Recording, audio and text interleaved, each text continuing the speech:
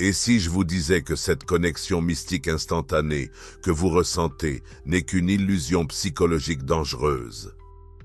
Cette révélation troublante de Jung en 1925 nous ouvre les yeux sur quelque chose de profondément dérangeant. Nos relations amoureuses ne sont souvent que des projections inconscientes. Et aujourd'hui, je vais vous révéler les 7 pièges archétypaux exacts qui détruisent 90% des relations en moins de 6 mois et comment les éviter en 15 minutes. Basé sur 30 ans de recherche clinique de Carl Jung et validée par les neurosciences modernes de l'attachement, cette méthode révèle ces patterns invisibles qui dirigent vos choix amoureux depuis l'ombre. Et une fois que vous les aurez identifiés, tout va changer dans vos relations. Voici donc les 7 pièges que nous allons décortiquer ensemble, chacun révélant une facette différente de vos sabotages inconscients. Voici exactement comment identifier et neutraliser chacun de ces pièges, en commençant par le plus destructeur. Premier piège, la projection de l'anima et de l'animus. Vous tombez amoureux d'une projection, pas d'une personne réelle. Arrêtez-vous une seconde. Vous reconnaissez peut-être cette situation. Vous rencontrez quelqu'un et instantanément, vous ressentez cette connexion magnétique. Votre cœur s'emballe, vous pensez avoir trouvé la personne. Mais voici la vérité troublante que Jung a découverte. Ce que nous appelons coup de foudre n'est rien d'autre que notre inconscient qui reconnaît ses propres qualités non développées chez l'autre. Cette personne devient un écran sur lequel nous projetons notre potentiel non réalisé. Le problème, le Sonntsendizer. Nous ne voyons pas qui elle est vraiment, nous voyons qui nous avons besoin qu'elle soit pour compléter notre psyché. Cette dynamique explique pourquoi tant de relations passionnées se transforment en désillusions amères. Imaginez Sarah, 32 ans, psychologue, qui rencontre Marc lors d'une conférence. Connexion instantanée, conversation profonde, elle pense avoir trouvé son âme sœur. 3 mois plus tard, elle découvre qu'elle était amoureuse de sa propre capacité d'analyse qu'elle voyait reflétée en lui, pas de Marc lui-même. Nous découvrons progressivement que notre partenaire n'est pas l'incarnation parfaite de notre anima ou animus, mais un être humain complexe avec ses propres défauts et besoins. La tendance actuelle du travail sur l'enfant intérieur amplifie ce piège, car nous cherchons inconsciemment des partenaires qui vont guérir nos blessures d'enfance. Mais attendez, avant que vous ne pensiez que c'est tout, voici quelque chose qui va vous glacer le sang. Deuxième piège, l'évitement spirituel comme mécanisme de défense. Vous utilisez le non-attachement pour éviter le travail vulnérable des relations. Combien de personnes dans les communautés spirituelles se cachent derrière des concepts comme « je suis détaché du résultat » ou « je laisse l'univers décider » pour éviter l'intimité véritable. Arrêtez-vous une seconde. Reconnaissez-vous ce pattern? Vous dites « je laisse l'univers décider » quand votre partenaire veut parler d'engagement. Vous méditez pour éviter les disputes. Cette forme de bypassing spirituel se déguise en sagesse, mais regardons la vérité dérangeante. En réalité, c'est souvent un mécanisme d'évitement sophistiqué qui nous protège de la vulnérabilité requise pour l'amour authentique. Les recherches sur l'attachement évitant montrent que cette stratégie, combinée aux enseignements spirituels mal compris, crée une forteresse émotionnelle. Nous utilisons la spiritualité pour justifier notre peur de l'engagement profond. L'émergence du parentage conscient nous pousse à examiner ces patterns, mais beaucoup résistent à ce travail inconfortable. Prenez un moment pour réfléchir. Combien de fois avez-vous utilisé votre évolution spirituelle pour justifier votre fuite face aux défis relationnels? Mais la projection ne s'arrête pas aux qualités positives que nous admirons. Elle opère aussi dans l'ombre, de manière bien plus destructrice. Troisième piège, la projection de l'ombre qui détruit les relations. Vous attaquez votre partenaire pour les qualités que vous refusez de reconnaître en vous. Faites ce test maintenant. Pensez à la dernière fois que votre partenaire vous a vraiment agacé. Quel comportement vous a mis en colère?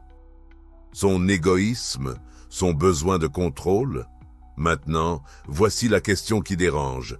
Comment manifestez-vous vous-même cette qualité que vous critiquez?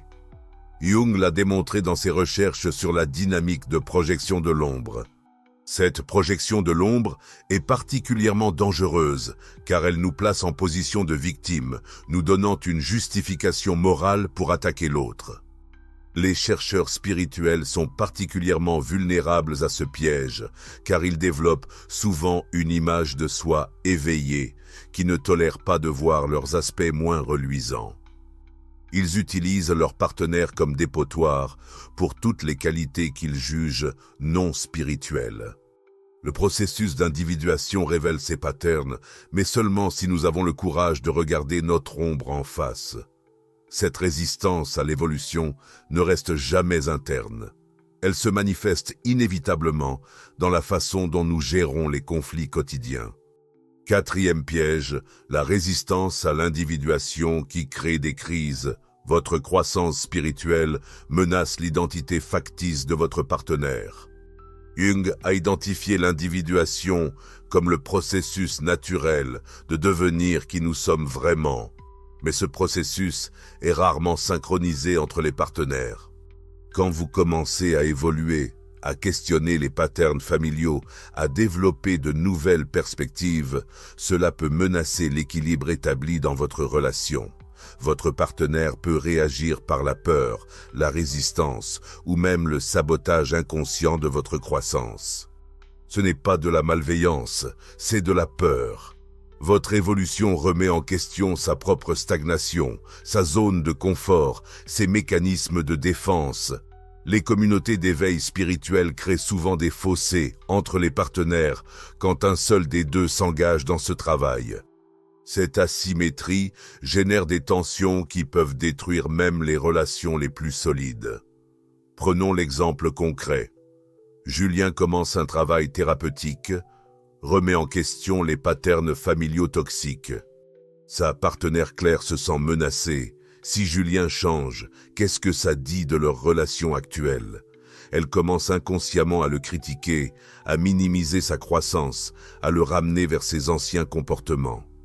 La clé est de comprendre que l'individuation authentique ne rejette pas l'autre, mais l'invite à sa propre évolution. Arrêtez-vous. Ce que je vais vous révéler maintenant va complètement changer votre perspective sur les conflits amoureux. Cinquième piège, l'archétype du guerrier blessé qui sabote l'intimité. Votre besoin de gagner les disputes révèle un archétype masculin sous-développé. Dans la psychologie jungienne, l'archétype du guerrier, quand il est blessé ou immature, transforme chaque désaccord en bataille à gagner. Cette dynamique est particulièrement destructrice car elle empêche la vulnérabilité nécessaire à l'intimité.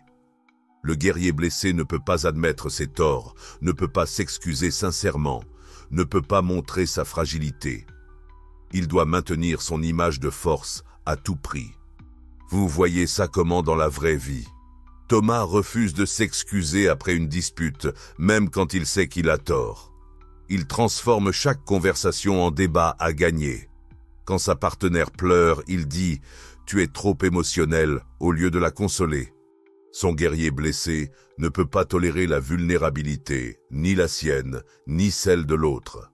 Cette compensation inconsciente pour un sentiment profond d'inadéquation masculine crée des cycles de blâme et de défense qui épuisent les relations. Les discussions sur l'urgence spirituelle versus la psychose dans nos communautés révèlent souvent ces patterns masculins non intégrés. L'homme spirituel qui utilise sa supériorité éveillée pour dominer les conversations, qui ne peut pas tolérer d'être remis en question par sa partenaire, qui intellectualise tout pour éviter de ressentir. Cette forme toxique de spiritualité masculine détruit l'intimité authentique. Le vrai guerrier spirituel protège l'espace pour la vulnérabilité, pas son ego. Cette recherche d'un parent de substitution nous pousse souvent vers une fausse solution, l'illusion d'une connexion spirituelle qui évite justement le travail relationnel authentique. Sixième piège, la projection de l'enfant intérieur qui condamne à l'échec. Posez-vous cette question cruciale. Cherchez-vous un partenaire ou cherchez-vous un parent? Cette question va vous secouer. Émilie, 29 ans, se rend compte qu'elle choisit toujours des hommes émotionnellement indisponibles, puis passe des mois à essayer de les réparer, à leur donner l'amour qu'elle n'a jamais reçu de son père. Son enfant intérieur de 6 ans dirige ses choix amoureux à 29 ans. Cette distinction change tout. Le mouvement du reparentage moderne a créé une génération de personnes qui recherchent inconsciemment des relations pour guérir leurs blessures d'enfance. Cette dynamique transforme votre partenaire en parent de substitution, créant une relation déséquilibrée et codépendante. Votre enfant intérieur blessé projette ses besoins non satisfaits sur votre partenaire, s'attendant à recevoir l'amour inconditionnel qui a manqué pendant l'enfance. Mais votre partenaire n'est pas votre parent. Il ou elle a ses propres besoins, ses propres blessures, ses propres limites. Émilie, 29 ans, se rend compte qu'elle choisit toujours des hommes émotionnellement indisponibles, puis passe des mois à essayer de les réparer, à leur donner l'amour qu'elle n'a jamais reçu de son père. Son enfant intérieur de 6 ans dirige ses choix amoureux à 29 ans. Il ou elle a ses propres besoins, ses propres blessures, ses propres limites. Quand cette personne ne peut pas combler le vide de votre enfant intérieur, et elle ne peut pas, la déception et le ressentiment s'installent. Vous reprochez à votre partenaire de ne pas vous donner ce que même vos parents n'ont pas pu vous offrir. Cette projection sabote systématiquement l'intimité adulte mature. L'adoption mainstream du travail sur l'enfant intérieur, sans comprendre ses dynamiques, empire le problème. La vraie guérison vient du reparentage de soi, pas de la manipulation inconsciente de son partenaire. 7e piège, la fausse unité spirituelle qui masque l'évitement du conflit. Méditer ensemble ne signifie pas être spirituellement connecté si vous ne pouvez pas gérer les désaccords. Combien de couples conscients méditent ensemble, pratiquent le yoga ensemble, parlent de concepts spirituels ensemble, mais évitent soigneusement tout conflit réel. Concrètement, Antoine et Lisa méditent ensemble chaque matin, parlent de tantra et d'amour conscient, mais dès que Lisa exprime une frustration, Antoine dit « Tu n'es pas dans ton cœur en ce moment ». Ils évitent tout conflit réel derrière un masque de perfection spirituelle. Jung nous a mis en garde contre la projection du divin sur nos partenaires. Quand nous idéalisons notre relation comme spirituellement spéciale, nous créons une bulle d'illusion qui empêche le vrai travail relationnel. Les désaccords deviennent des énergies négatives à éviter plutôt que des opportunités de croissance. Les émotions difficiles sont spiritualisées au lieu d'être ressenties et traitées. Cette fausse harmonie spirituelle prive la relation de sa capacité d'évolution authentique. Le mouvement des relations conscientes tombe souvent dans ce piège, privilégiant l'apparence de paix à la véritable intimité qui naît de l'acceptation de nos différences. Vous voyez maintenant comment ces 7 pièges s'entrelacent pour créer un système complet d'auto-sabotage relationnel. Prenons du recul pour comprendre ce que cela révèle sur notre époque. Ces 7 pièges archétypaux révèlent une vérité fondamentale sur les relations humaines en 2025. Nous vivons une époque où la conscience psychologique et spirituelle se développe rapidement, mais souvent sans la maturité émotionnelle nécessaire pour naviguer l'intimité authentique. Les recherches actuelles sur les traumatismes, l'attachement et la psychologie transpersonnelle nous donnent des outils incroyables, mais ils peuvent aussi créer de nouveaux pièges si nous les utilisons pour éviter le travail difficile de l'amour véritable. Chacun de ces pièges représente une forme de résistance à la vulnérabilité authentique. La projection de l'anima animus nous évite de voir notre partenaire clairement. L'évitement spirituel nous protège de l'engagement profond. La projection de l'ombre nous donne quelqu'un à blâmer. La résistance à l'individuation maintient le statu quo. Le guerrier blessé préserve l'ego.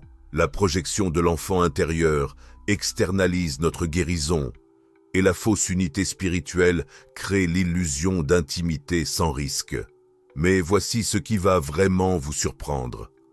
La plupart des gens pensent que reconnaître ces patterns suffit. Ils se trompent complètement.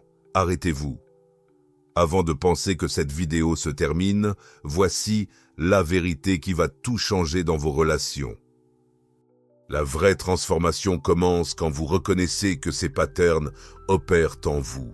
Pas seulement chez votre partenaire, pas seulement chez les autres, mais en vous. Cette reconnaissance demande un courage immense car elle nous force à abandonner le confort de la victimisation et à prendre la responsabilité de nos propres patterns inconscients. Jung l'a dit clairement, tout ce qui ne remonte pas à la conscience revient sous forme de destin. Vos relations amoureuses sont le miroir le plus précis de votre développement psychologique et spirituel. Elles révèlent impitoyablement où vous êtes encore inconscient, où vous fuyez, où vous projetez, où vous résistez à grandir. Cette prise de conscience n'est que le début. Voici comment vous pouvez commencer dès aujourd'hui à transformer ces patterns dans votre propre vie. Restez attentifs car ce qui suit va complètement transformer votre façon de voir vos attractions. Cet exercice simple révèle des vérités sur votre psyché que vous n'avez jamais soupçonnées. Voici un exercice qui va vous secouer. Créez une liste des qualités qui vous attirent instantanément chez un partenaire potentiel. Maintenant, la question qui dérange. Lesquelles de ces qualités n'avez-vous pas développées en vous? Cette attraction magnétique révèle vos propres manques. Au lieu de chercher ces qualités chez l'autre, engagez-vous à les cultiver en vous. Si vous êtes attiré par la confiance de quelqu'un, travaillez sur votre propre confiance. Si c'est la créativité, développez vos propres talents créatifs. Cette approche transforme la projection en opportunité d'individuation. Stop. Avant de continuer, posez-vous cette question troublante. Quand des traits chez votre partenaire vous irritent profondément, arrêtez-vous et posez-vous cette question cruciale. Comment est-ce que je manifeste moi-même cette qualité que je critique? Cette pratique du miroir révèle vos projections d'ombre. Si l'égoïsme de votre partenaire vous met en colère, examinez votre propre égocentrisme. Si son besoin de contrôle vous agace, regardez où vous cherchez à contrôler. Cette reconnaissance n'excuse pas les comportements destructeurs, mais elle vous libère de la position de victime et vous redonne votre pouvoir de transformation. Quand vous récupérez vos projections, vous cessez d'attendre que l'autre change et vous vous concentrez sur votre propre évolution. Pour distinguer l'évolution spirituelle authentique de l'évitement spirituel, examinez vos motivations profondes. Est-ce que votre détachement vous aide à aimer plus profondément ou vous protège-t-il de l'intimité? Est-ce que vos pratiques spirituelles vous rendent plus vulnérables et authentiques dans vos relations ou vous donnent-elles des raisons sophistiquées d'éviter le travail émotionnel difficile? L'évolution authentique augmente votre capacité d'intimité, pas votre résistance à celle-ci. Si votre spiritualité vous éloigne de la connexion humaine genuine, elle devient un mécanisme de défense déguisé. Pour soutenir l'individuation de votre partenaire sans perdre la connexion, développez ce que Jung appelait la fonction transcendante, la capacité de tenir les tensions des opposés sans les résoudre prématurément. Quand votre partenaire évolue dans une direction qui vous met mal à l'aise, résistez à l'impulsion de le ramener à sa version antérieure. Au lieu de cela, explorez votre propre résistance au changement. Encouragez sa croissance, même si elle menace vos patterns habituels. Cette générosité spirituelle crée l'espace pour que vous évoluiez tous les deux, séparément et ensemble. Attendez. Ce que je vais vous dire maintenant pourrait bouleverser tout ce que vous croyez savoir sur l'amour authentique. La transformation de ces patterns archétypaux n'est pas un processus linéaire ou rapide.